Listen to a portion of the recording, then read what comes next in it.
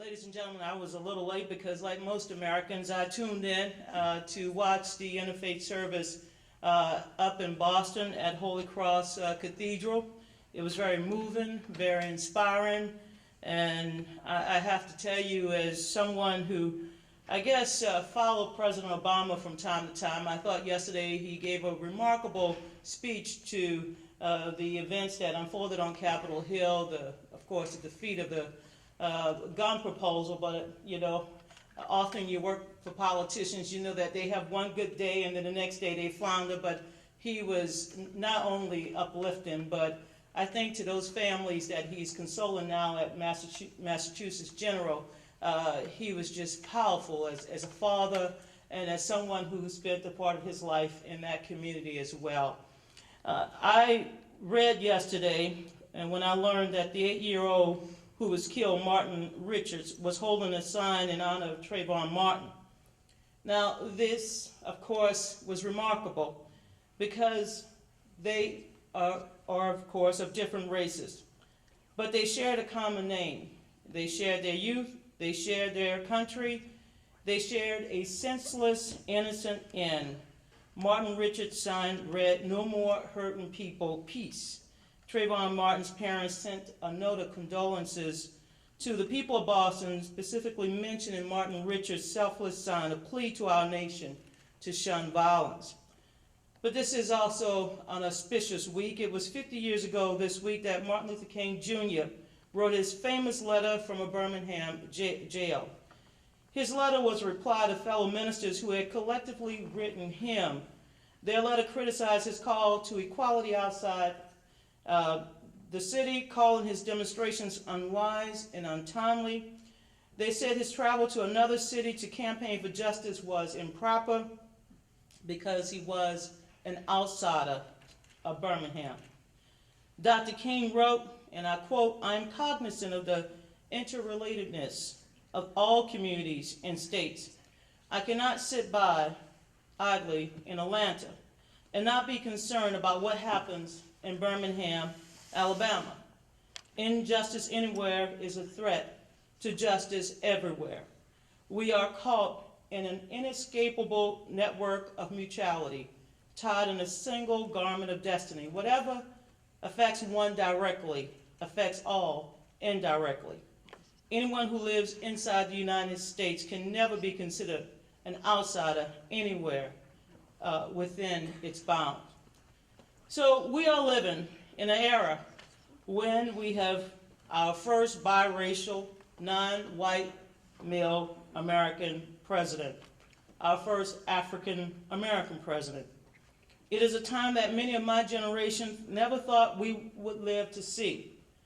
With President Obama's election, there was a sort of a euphoria, and everybody believed, at least some believed, I didn't, that we were going to enter a post-racial America. Now, I don't want to be a spoiled sport, yet I must say we do not occupy the promised land, but we have gone through the doorway. As we enter, we face a counter-revolution to a post-racial America. And that counter-revolution is taking place on the battleground of our elections. First, race was a factor in the 2012 elections. There were dog whistles, coded appeals to racism, prejudice, and fear. There were attempts to suppress or deny black voters, other voters, minority voters, seniors, youth. Some might argue this was political, in part it was, but the same efforts were not made to disenfranchise, let's say, white Democratic voters. We knew that the campaign was more targeted strategically. That said, the racist tactics by and large backfired. They galvanized minority voters and were repudiated by politicians across the spectrum. Given the change in demographics, 2012 or 2014, maybe the last gaps of open racism in national politics. It may still rear its ugly head at the local or state level, but I believe we won't see again the billboards that went up in Cleveland. If we do, the backlash will be even greater. Second, there was more to race than racism. Much of our politics is what a rhetorician would call tribal. Voting blocks form for many reasons: shared interests, shared issues, shared history, shared heritage. There's nothing inherently wrong with that, except if they limit it as individuals, or as a group for that matter. If our race or our religion or our football team limits discussion, cuts off conversation about issues, then it's a problem. We celebrate diversity in this country, but it should mean respecting other groups, other blocks, other interests. So as we talk about race, we must remember the paradox of the individual and the community.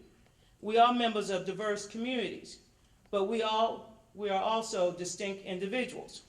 Patterns may be prophetic or prejudicial, but they do not predetermine our responses.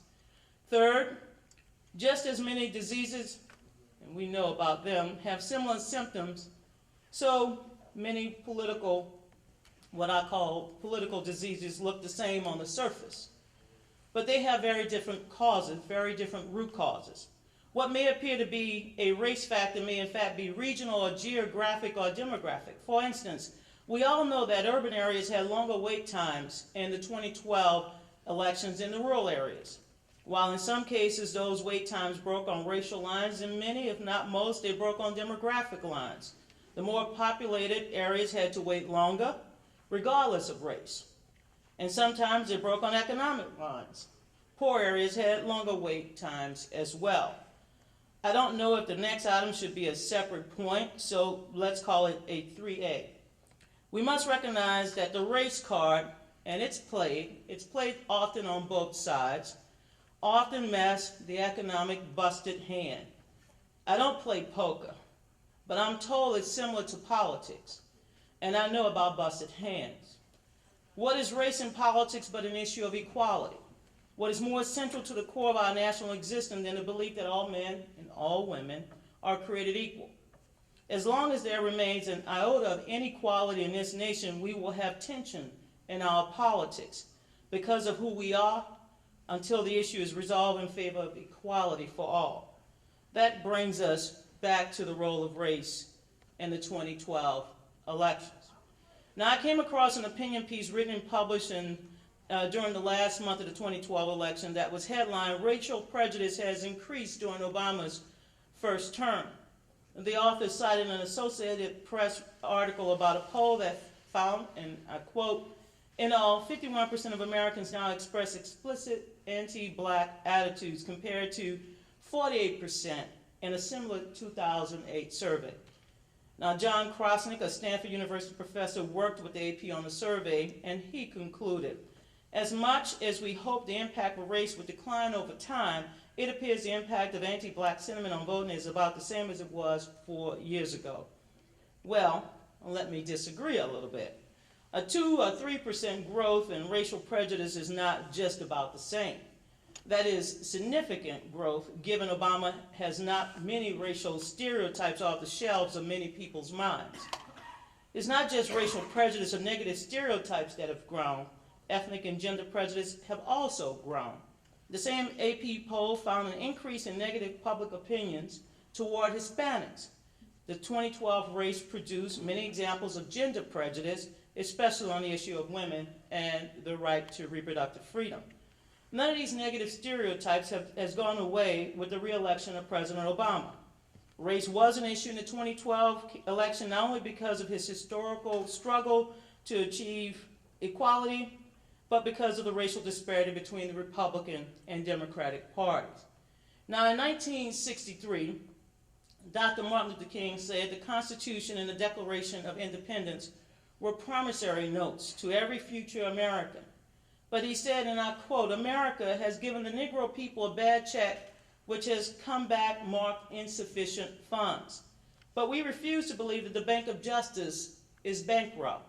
We refuse to believe that there are insufficient funds in the great vaults of opportunity of this nation. So we have come to cash this check, a check that will give us, upon demand, the riches of freedom and security of justice." Now, 5 years later, he spoke about the promissory note again. But this time he quoted Emma Lazarus, saying, "We are going to bring the tired, the poor, the huddled masses. We're going to bring those who have known long years of hurt and neglect." And Dr. King, as you all remember, last campaign was the Poor People's Campaign because, as he argued in one of his sermons, if a man doesn't have a job or an income, I quote, he has neither life nor liberty, nor the possibility for the pursuit of happiness. I think it's important to remember that civil rights and economic rights are mutually dependent. I mean this in two ways. First, as Dr. King expressed it, "Oh, America, how often have you taken necessities from the masses to give luxury to the classes? God never intended for one group of people to live in inordinate wealth while others live in abject debt and poverty." In other words, when we talk about race in American politics, we must remember that race may not really be the issue at all. Let us consider President Obama won a higher percentage of the white vote than any Democratic presidential nominee since 1976.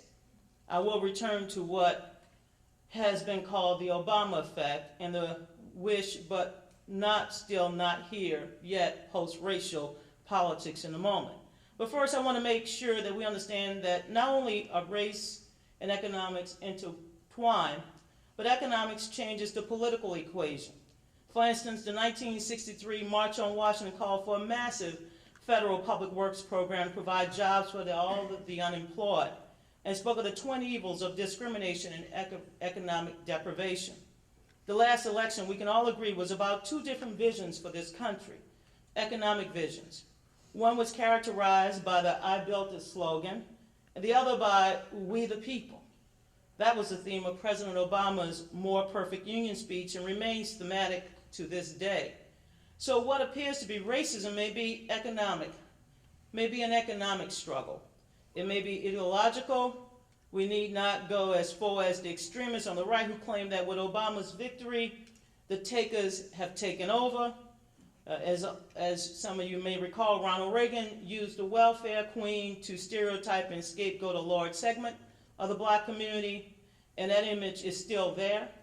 It may be hidden in Mitt Romney's claim that 47% of Americans refuse to take personal responsibility and care for their lives, but again, that is more economic and ideological than racial, though there is surely a racial component.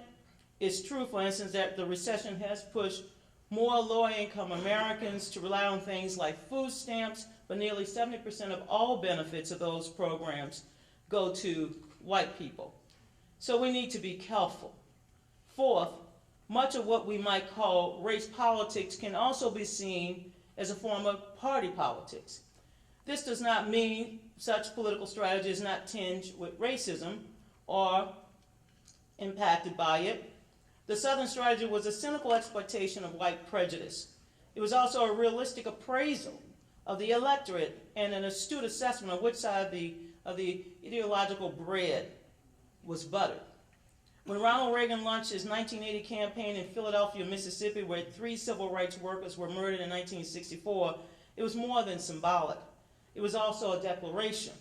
But we need to remember that Reagan also got the working poor angry at the welfare poor, a different kind of division. Is the Southern strategy still at work? To a certain extent, yes. But the long lines in Florida were matched by long lines in Ohio.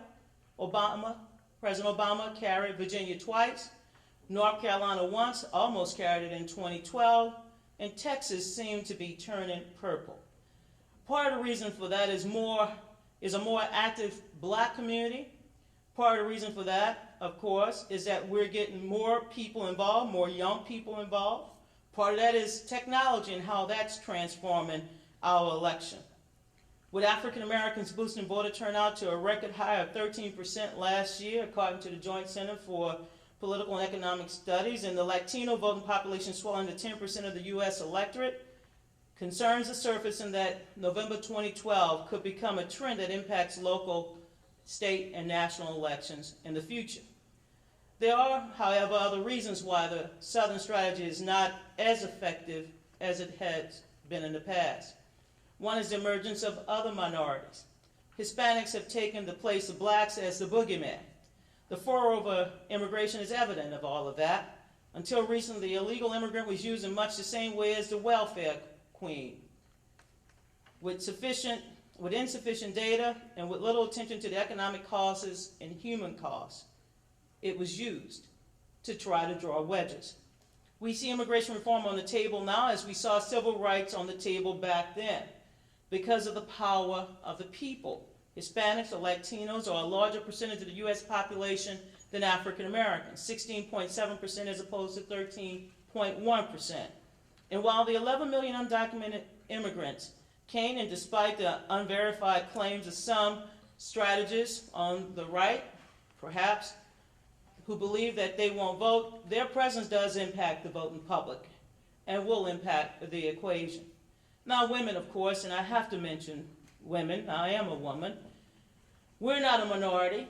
We're over 50% of the population, but politically, we're still a minority in many ways. While the number of women elected to public office continue to grow, the proportions aren't there, and the biases still exist. Still, in the last election, women's issues, not just reproductive rights and health care, but really family values such as education and child care began to play a more prominent role. The women's vote was as critical as the Black and Latino vote in re-electing President Obama. What this means is that electoral strategy, especially on the national level, is vastly more complex than it was even 12 years ago. One cannot divide the electorate into neat categories, although some still try. The old polar, what I call opposites, black versus white, old versus young, rich versus poor, north versus south, east versus west, working class versus professional class, etc. That's because there's too much overlap, too much interconnectivity. In the age of the internet, there is one paradoxical truth. We are becoming more insular and more cosmopolitan. Online chat groups and blogs are populated by like-minded people who only talk to themselves, but our knowledge of and interaction with the other, those who belong to other groups, keeps increasing. While divide and conquer still has appeal, do I prefer unite and compromise and remains effective in places? It is not as cut and dry, as sure-fried, as simple as it once was. For one thing, ladies and gentlemen, other groups have had their consciousness raised. The dog whistles resonate negatively, of course, in other demographics. For instance, terms such as entitlement or welfare state used to be exclusively racist dog whistle. But the elderly now hear those terms as an attack on them. Entitlement is not just food stamps and WIC, but Social Security. Welfare state isn't just welfare for the lazy. It's Medicare. It's Medicaid. So Republicans are beginning to recognize that while race may be increasing in importance in large part because of President Obama, it is also less usable as a wedge issue. Now, I say Republican not simply because I'm a Democrat, but because they often use these issues for their advantage. And when I say Democrats, I often say that Democrats cannot wait until the last minute and wait for some campaign by the other side in order to do their own form of dog whistle, which is to try to get out the vote by scaring them into believing that the other side has somehow or another concocted a strategy to deny them the right to the ballot. Whether or not race remains a divisive partisan wedge issue will depend on how both parties approach it. Recently, as some of you probably heard, Senator Rand Paul of Kentucky spoke at Howard University in an attempt to open lines of communication. I still believe he needs to go back and see if he can keep those lines open. This brings me to the 7th point, and I'm cognizant of time frame. I'm used to being on cable television, and we have unlimited time because it's 24 hours, 7 days a week. And I'm Catholic, so unlike Baptists who start low, go slow, rise high, strike fire, sit down, I take time. My 7th point, which I've already mentioned a few times, changing demographics. Whatever we say here about the role race played in shaping the 2012 vote may not be predictive of the role race will play in 2014, 2016, or beyond. As Seth Goldman and Diana Mutz of the University of Pennsylvania report, Obama's election in 2008 had an overall positive effect on racial attitudes. The Welch and Sigelman report, another report, notes that the American racial attitudes have been driven by both demographic changes and specific events and changes. In most cases, these events and trends have moved opinions rather gradually in a more positive direction, but in some arenas, the shift has been minimal or even retrograde. This raises a question. If non-African American voters see being black as irrelevant, how much of a role does race play outside the black community itself? And if other demographic groups now demand attention as minorities, how much attention will race receive? Will conflicts between Latinos and blacks be seen as racial or as one of competing interests? Or will shared economic and social interests, being low-wage earners, for instance, or needing infant health care, bring them together, making race irrelevant?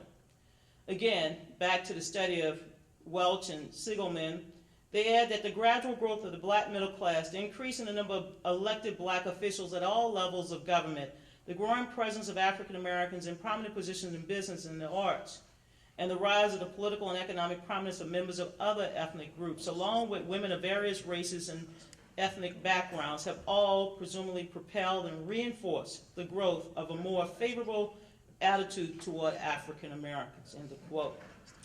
Nevertheless, three items will, I think, contribute to keeping race a factor in elections, and in a negative way. The first of these, and the fifth item for us to consider, is fear. Now, fear has been a driving force in American politics for a long time, probably in every election after George Washington.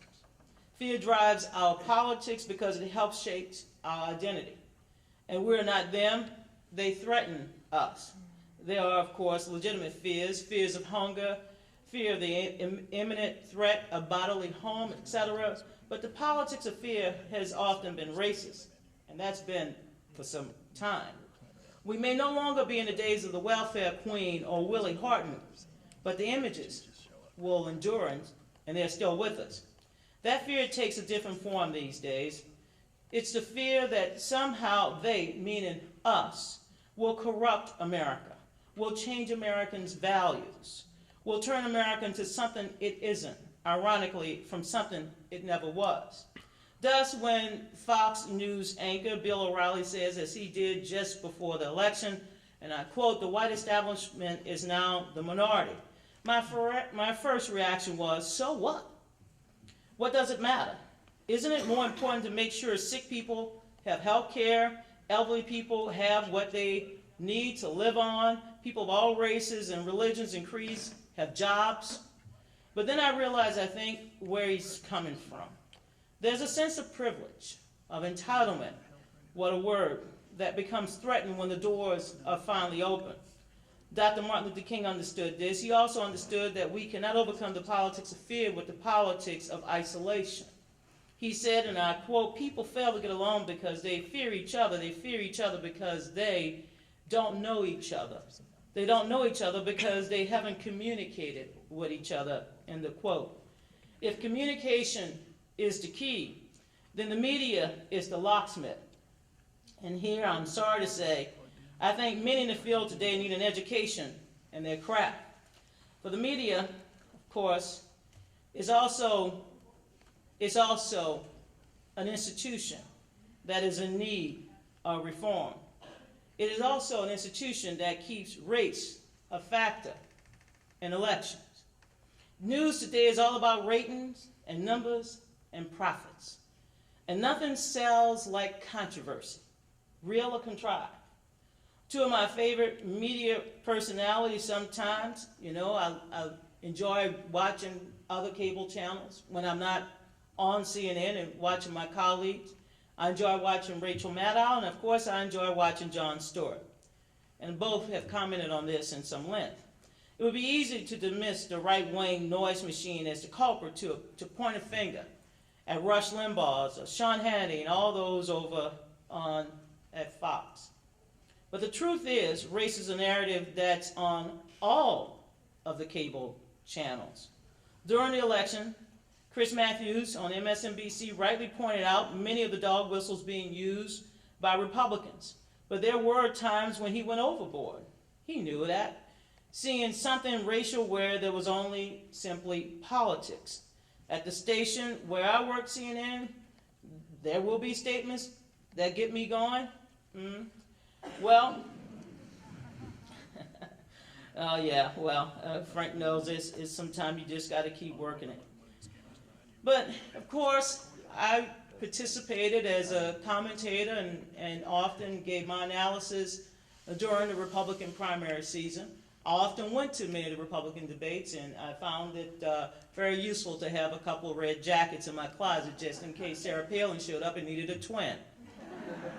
But during the Republican primaries, we had Newt Gingrich, whose stump speech about Obama was that he was the food stamp president because the number of people on food stamps had increased due to the recession. However, Newt, bless his heart, kept talking about African Americans on food stamps. He referred to black children using code words. Really poor children have bad work habits and no knowledge of how to make an income. He said, I quote, unless it's illegal, end of quote. Former Pennsylvania Republican Senator Rick Santorum also brought up the issue of African Americans on food stamps in the Iowa primary. As an audience member asked Mr. Santorum how he would stop federal aid to low-income individuals, the audience members seemed to be thinking of Hispanics saying, how do we get, and I quote, how do we get off this crazy train? We've got so much foreign influence in this country now, and where do we go from here? Santorum, however, singled out African Americans as a recipient of federal aid. He didn't want to make, and I quote, black people's lives better by giving them somebody else's money, end of quote, he said. Santorum, as you all know, is a very intelligent man. He studied the issue of welfare and food stamps for the poor and unemployed. He, of course, probably knew that 9% of Iowa's food stamps recipients were black, 84% of them were white. And nationally, the figures are closer, but white welfare recipients still outnumber black recipients. I'm not going to touch on the ugly, outright racist appeal that some officials made because they were works of individuals, not party strategy, which was far more subtle by comparison. There were virtually no Democratic appeals to prejudice, either white or black, in the 2012 campaign. I don't say that as a Democrat, but because I know what I look for inside the party, and if I see it, I will call it out. Of course, there were times when Joe Biden told, as you know, an African-American audience that Mr. Romney's economic policies would put them in chains. You all might remember that one. But given the vice president's propensity for gaffe sometime, it's more likely he simply didn't think before he chose his words, rather than this being a deliberate, overt attempt to exploit stereotypes blacks may hold toward whites. Joe Biden is also a longtime champion of civil rights and women's rights and labor rights and gays and lesbians, and people know him as a star figure in the battle for equality. I'll mention John Sununu because he was one of Romney's top campaign aides who had the authority to speak for the Romney campaign, and Mr. Sununu said, quote, Obama doesn't understand the American system because he spent his early years in Hawaii smoking. Sununu added, I wish this president would learn how to be an American. That was in July. In early October, when Obama badly flubbed his first debate, Mr. Sununu told Fox News, when you're not that bright, you can't get better prepared. In the last week of the campaign, Mr. Sununu told Fox News that Obama has no class, wants to be cool, sacrifices the dignity of the presidency for appearing cool to a magazine that works for some of his base. Mr. Romney never rebuked Mr. Sununu. Then, of course, there was Donald Trump, who questioned President Obama's American birth and questioned his academic credentials, demanding that President Obama release his Harvard records. Both of these attacks go to stereotypes of being not African, rather than American, and unintelligent. Romney never rebuked Mr. Trump. So some of these strategies come to mind, and some of these strategies clearly backfired. And of course, there was a mention by Karl Rove, who said that President Obama suppressed the white vote. He likely based that on a study that showed that many white voters stayed at home. But I would contend they stayed home because they were not excited about their candidate. Romney was a moderate to many and simply did not excite or motivate the very, what I call, partisan part of the Republican base. A National Journal study found, and I'm getting to the end of my remarks, Frank, so you can take that sweat off your head, found that whites who voted, had they not had minority votes to contend with, would have elected Romney. Based on white preference only, Obama would have lost California, Nevada, Colorado, Wisconsin, Michigan, Ohio, Pennsylvania, and Virginia in 2012. This shows a remaining racial divide in American politics. The desire to hold the presidency has, to some degree, reformed the Republican Party. Some members have broken with the leadership and are now sponsoring bipartisan bills, such as the one that went down yesterday on gun control. It did have a few Republican supporters, and that on immigration reform. There's also a talk about perhaps coming up with a bipartisan budget bill. We'll see if President Obama can charm them into that. However, I do believe that without being too partisan, we have to look for leadership on both sides to not only field candidates, but to run campaigns that appeal to all Americans, regardless of their racial or ethnic background, and find ways in the primary portion of the campaign, especially when both parties are electing their so-called mainstream candidate, that we find ways to at least dilute some of the racist appeal that happens during that process. So I know that one of the panels is titled How Campaigns and Media Deal with Race, so I won't take up more time here going into details, but it's important to look at not only how the media deals with race, but how the media deals with itself. The last item that will keep race a negative factor in elections is a very real threat to voting rights. That subject is worthy of another speech, several speeches in itself. The fraud of voter fraud, the big brother push for IDs. In Texas, you can vote with a gun license but not a college ID. Cajun, absentee, provisional ballot, shell games, dysfunctional machines, purging at the last minute, limiting voting hours, and unconscionable waiting times. There's a whole new era of dirty tricks. And of course, blacks are not the only targets, but they are the most visible, the avant-garde of the effort to suppress and deny the vote. In the last election, that effort did backfire. And as I mentioned before, it will continue to backfire, but will righteous indignation always rise up? Is that the only way to ensure the right of every citizen to vote? And as Dr. King once remarked, a right delayed is a right denied. He also said morality cannot be legislated, but behavior can be regulated. Judicial decrees may change the heart, may not change the heart, but they can restrain the heartless. Until now, we have counted on the courts to guarantee equal and free access to the polls.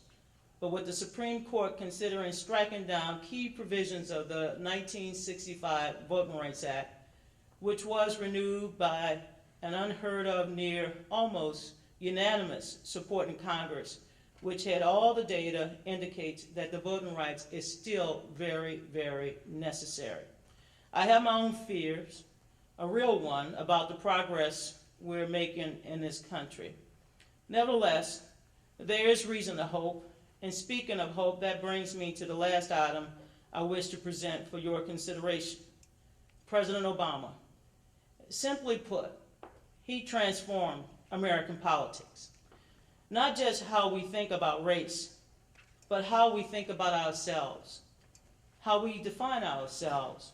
I would propose that not only are we closer to Martin Luther King's dream because of Barack Obama, but we are closer to what really is the American dream. To take one example, Dr. King said of all the forms of inequality, injustice in healthcare is the most shocking and inhumane. Racism is unjust, but injustice is itself racist, if we define the term broadly. When President Obama was elected, and by the way, I would be remiss if I did not mention the role of Michelle Obama, as well as their daughters.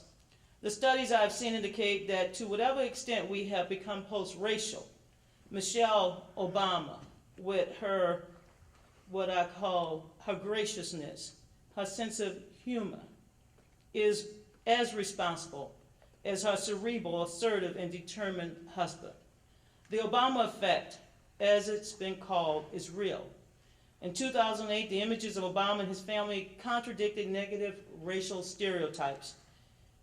Interestingly, it didn't matter whether the stories about Obama were shown on conservative or liberal shows. Even criticism of Obama's politics reduced prejudice. In fact, racial prejudice declined among McCain supporters, Republicans and conservatives in general. So President Obama's candidacy and the presidency has made race both more of an issue and less of an issue. More of an issue because it's out there, less of an issue because he made it less relevant. The arguments are about Obama himself, mostly, not his race.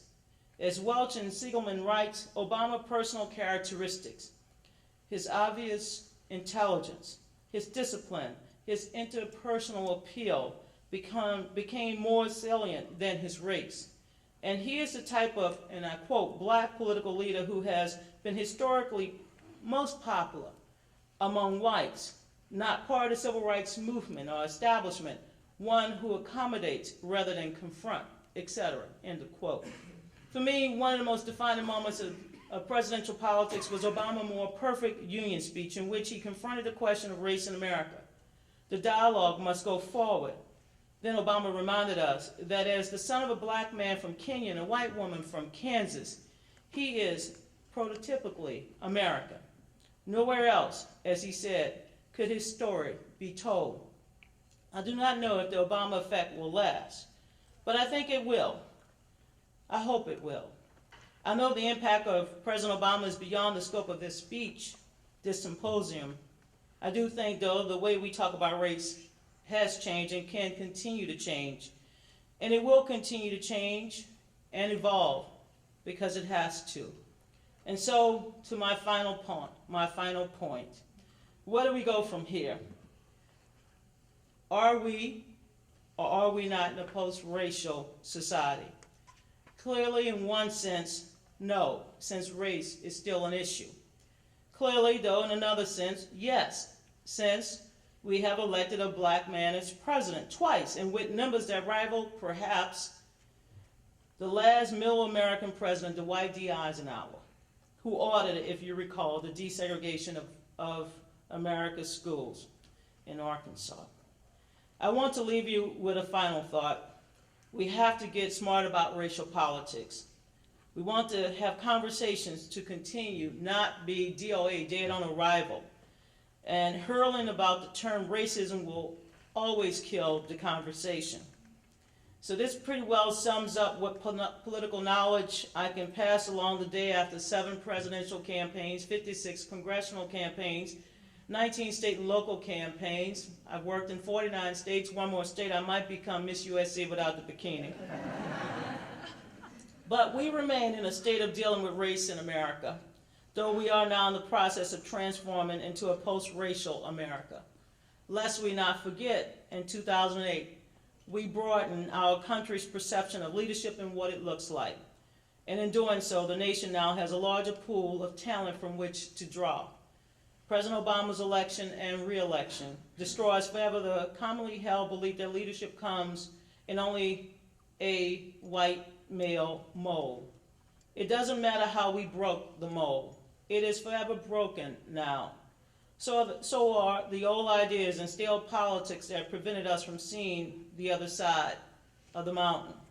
Dr. King, who really was my inspiration as a little girl to get involved in politics, I leave you with a quote, and that is, it really boils down to this, Dr. King said, that all life is interrelated. We are caught in an inescapable network of mutuality, tied into a single garment of destiny. Whatever affects one destiny affects all indirectly. As we go forth to discuss the destiny of one thread in the fragment, we must always ask, how do we interweave it with all the others into a seamless whole? Thank you. God bless you. And I look forward to hearing your comments throughout the rest of the day with the panel, and may we continue to build toward that post-racial society. Thank you so much.